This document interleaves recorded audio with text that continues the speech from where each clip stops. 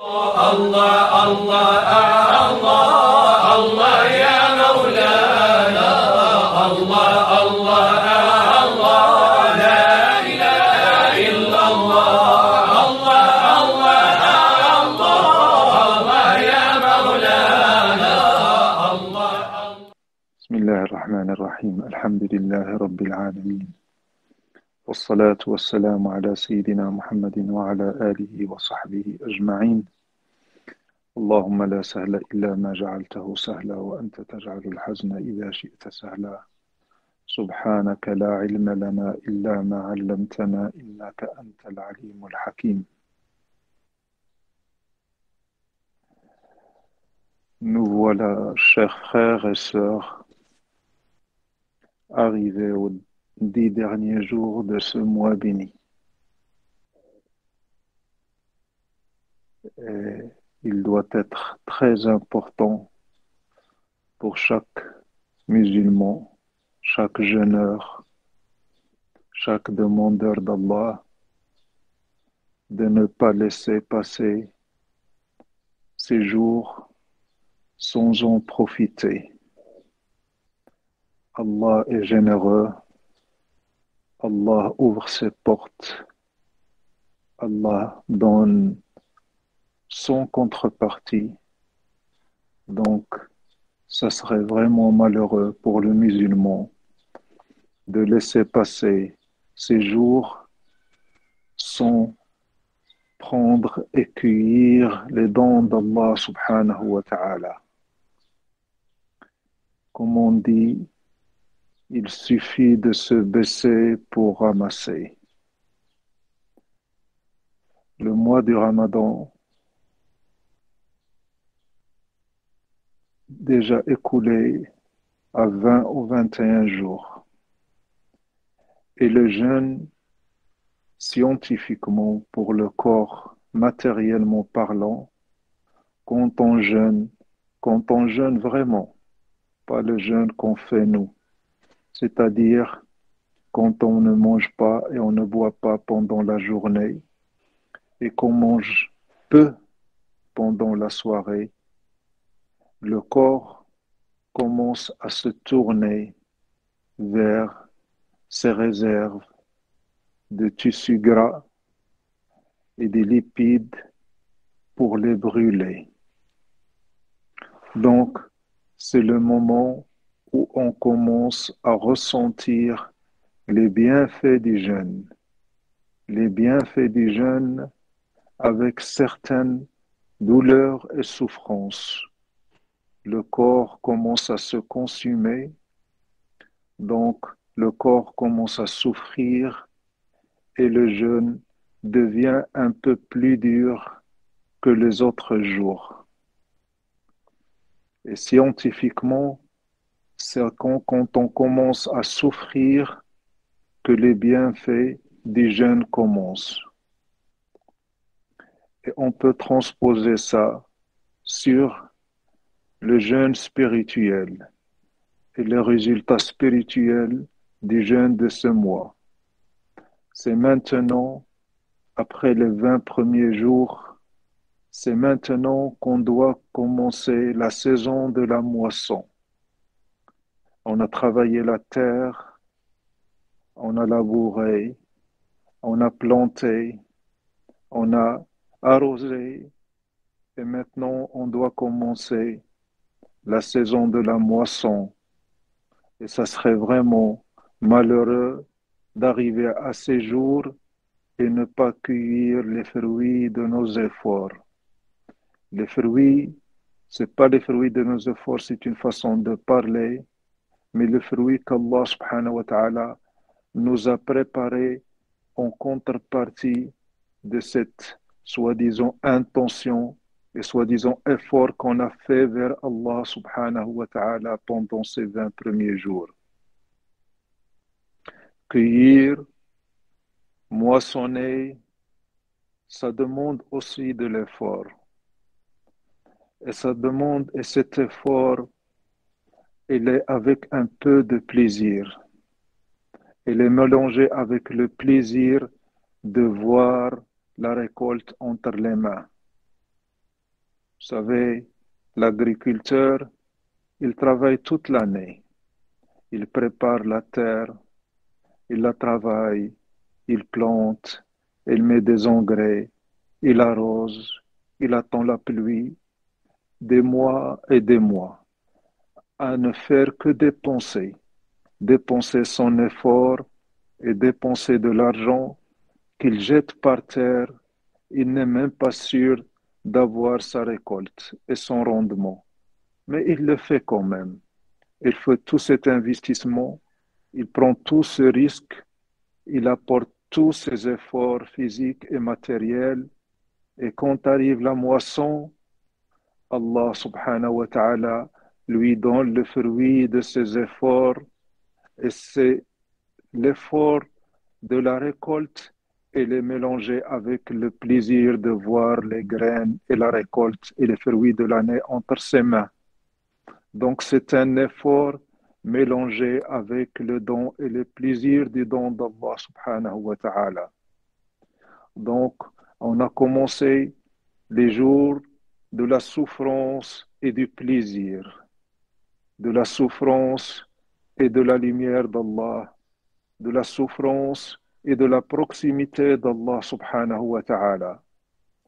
Et quand on commence ces derniers jours, il ne faut surtout pas penser à la fin du Ramadan. Parce que l'ego, al-nafs, l'âme, commence à avoir envie que les jours normaux reviennent, le jour où on boit toute la journée, où on mange toute la journée, où on a une certaine liberté à pécher, à commettre des erreurs sans rendre compte. Et quand le nefs commence à ressentir le besoin de vivre les jours après le Ramadan, c'est très dangereux pour nous. On ne doit pas, quand on commence à ressentir cette fatigue de fin de Ramadan, on ne doit pas dire vivement la fin, c'est bientôt fini, mais on doit dire, oh dommage, ça va se terminer, je dois faire tous mes efforts pour profiter de chaque souffle, de chaque seconde du temps qui me reste. Tant que tu penses que tu dois profiter avant que ça parte, tant que tu es dans l'attente du don d'Allah subhanahu wa ta'ala, et oublie la fin du Ramadan. Oublie la fin du Ramadan, et nefs peut toujours t'insuffler, et shaitan peut toujours t'insuffler et te dire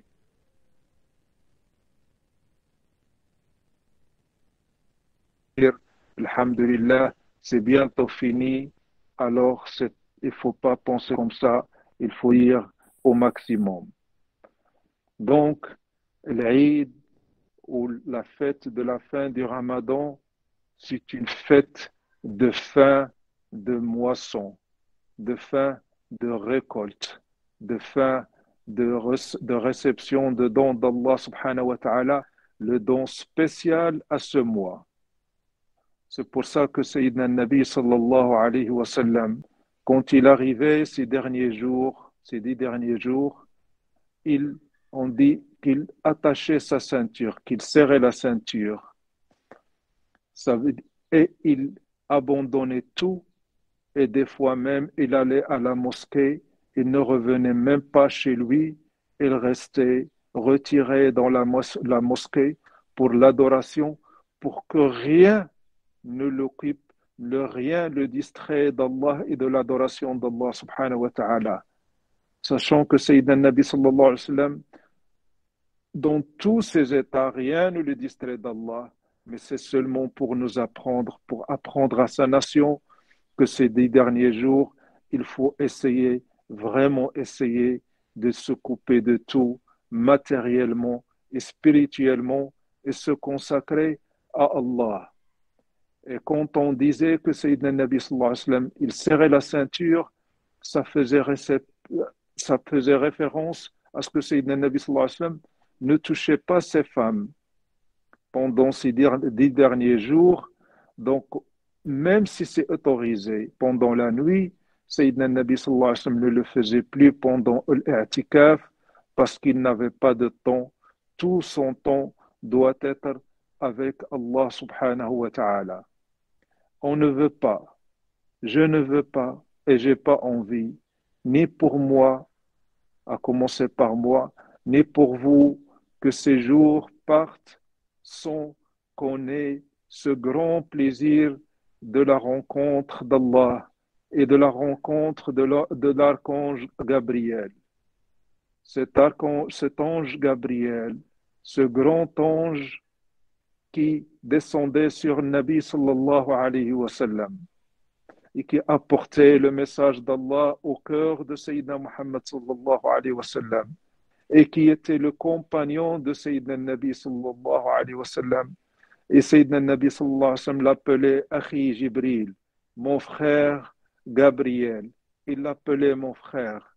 Il y avait une fraternité entre Sayyidina Muhammad et Sayyidina Jibril qui descendait sur le Nabi sallallahu alayhi wa sallam. Cet ange Gabriel qui ne descendait que pour les messagers d'Allah, que pour ramener le message d'Allah subhanahu wa ta'ala à tous les prophètes. Quand Sayyidina Nabi sallallahu alayhi wa sallam, la nuit de la révélation, quand il a reçu Sayyidina Jibril, quand il a serré contre lui, et quand il lui a parlé, et qu'il est revenu chez sa femme Khadija l'a emmené voir un homme qui se connaissait dans les livres et les religions. Et quand ils sont allés le voir et que Sayyidina Nabi sallallahu alayhi wa sallam lui a dit, j'ai vu un homme qui m'a dit ça et qui m'a pris et qui m'a serré. Et quand il a terminé, cet homme a dit à Sayyidina Muhammad sallallahu alayhi wa sallam, c'est le même ange qui descendait sur Jésus avant toi. C'est l'ange qui n'avait pour mission que transmettre le message d'Allah subhanahu wa ta'ala, le message d'Islam, le message de la connaissance et de la soumission à Allah subhanahu wa ta'ala à tous les prophètes. Et Sayyidina Nabi sallallahu alayhi wa sallam, pendant 23 ans, il a côtoyé, il a reçu, il a parlé à Sayyidina Jibril, cet ange Jibril alayhi salam, ce grand ange, des quwwatin, il a une grande force pour porter la lumière d'Allah subhanahu wa ta'ala et la ramener au cœur de ses prophètes. Pendant 23 ans, Sayyidina Jibril faisait des allers-retours entre le ciel et la terre. C'était un faisceau de lumière habité et emprunté par Sayyidina Jibril, par l'ange Gabriel, entre le ciel et la terre pendant 23 ans. Et quand Sayyidina Nabi sallallahu alayhi wa sallam est décédé, c'était la fin de la descente de cet ange, Sayyidina Jibril alayhi salam. Et beaucoup de compagnons de Sayyidina Nabi sallallahu alayhi wa sallam pleuraient. Ils pleuraient le départ de Sayyidina Nabi sallallahu alayhi wa sallam et la disparition du corps de Sayyidina Nabi sallallahu alayhi wa sallam. Et ils pleuraient l'ange Gabriel qui ne va plus descendre sur terre. C'est pour ça qu'un poète, en parlant de Médine, il disait une terre sur laquelle marchait Sayyidina Muhammad alayhi salam et l'archange Gabriel. C'est une terre bénie d'Allah subhanahu wa ta'ala. Donc cet ange qui ne descendait pendant Sayyidina Muhammad, pendant la vie de Sayyidina Muhammad et avant Sayyidina Muhammad, qui ne descendait que pour rencontrer les prophètes, Allah subhanahu wa ta'ala a fait une faveur à la communauté, la Ummah de Sayyidina Nabi sallallahu alayhi wa sallam, en lui donnant l'opportunité de descendre une fois par an pendant la nuit du destin, pendant la nuit de l'honneur. Il descend sur terre pour rencontrer les cœurs du croyant. Donc, c'est une grande bénédiction et une exception qu'aucune communauté, d'aucun prophète n'a connue. Seule la communauté de Sayyidina Nabi sallallahu alayhi wa sallam, l'archange Gabriel, il descend sur la terre comme il le faisait avec Sayyidina Muhammad sallallahu alayhi wa sallam. Il vient rencontrer les cœurs des saints, les cœurs des walis, les cœurs des croyants, les cœurs propres et préparés pour sa rencontre. Quel honneur, quel honneur, c'est pour ça qu'on appelle la nuit de l'honneur. Quel honneur, avoir le même privilège que Sayyidina Muhammad sallallahu alayhi wa sallam, toute proportion gardée. Faut pas, c'est pas la même chose, mais on a le même honneur qu'a connu Sayyidina Muhammad sallallahu alayhi wa sallam, le même honneur qu'ont connu les prophètes avant Sayyidina Nabi sallallahu alayhi wa sallam. On a l'occasion et l'opportunité de connaître cet honneur, de recevoir sur nos cœurs Sayyidina Jibril alayhi salam. Et croyez-moi, mes frères et mes sœurs, c'est pas du rêve, c'est pas des imaginations, c'est une réalité.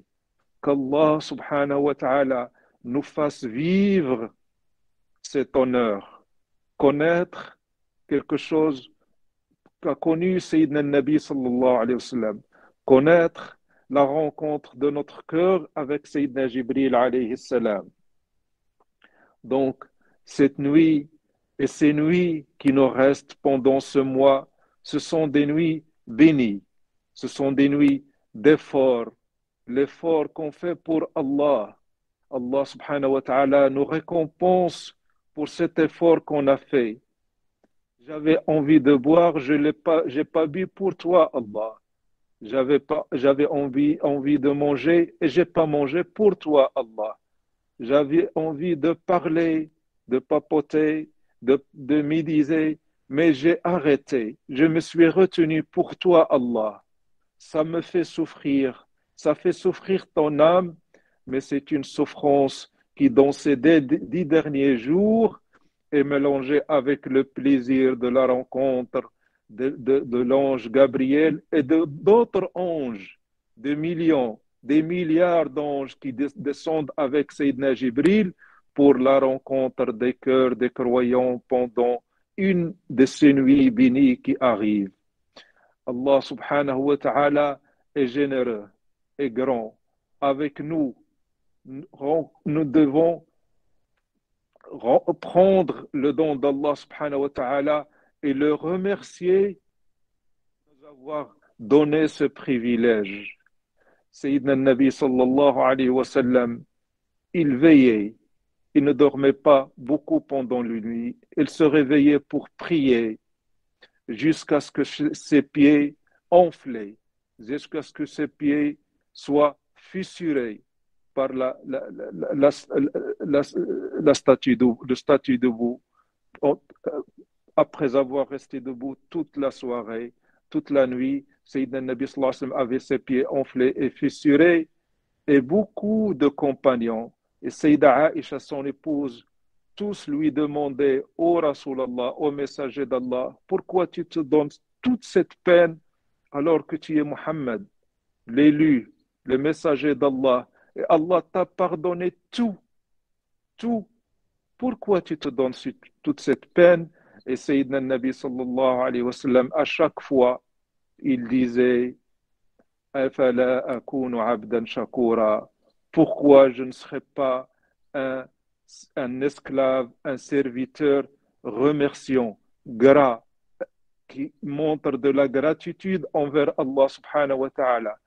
Si Allah subhanahu wa ta'ala m'a pardonné, je ne dois pas arrêter de l'adorer, parce que je l'adore et je prie maintenant, pas pour qu'il me pardonne, mais pour le remercier de m'avoir pardonné.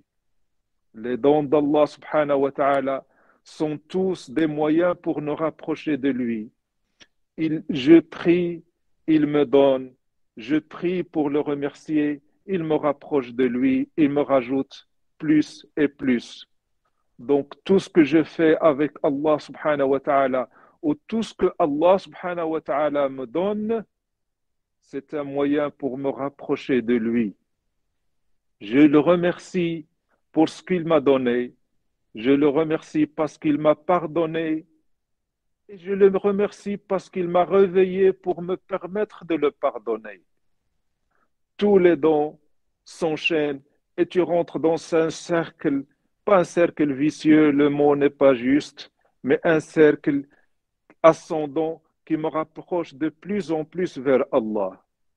Sayyidina Daoud, le prophète Daoud, alayhi salam, Allah subhanahu wa ta'ala lui a dit, ô Daoud, remercie-moi comme il se doit, remercie-moi comme il faut.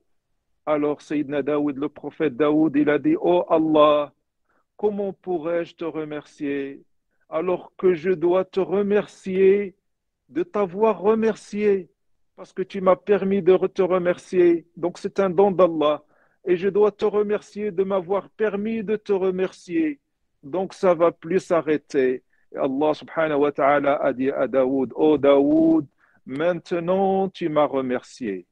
Maintenant tu m'as remercié.